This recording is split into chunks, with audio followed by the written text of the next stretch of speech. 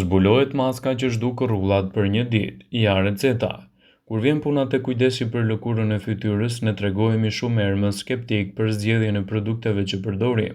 Madje kemi tendencën për të fokusuar te kremrat e gatshëm dhe besohet se marka do t'japin edhe besimin në një produkt efikas.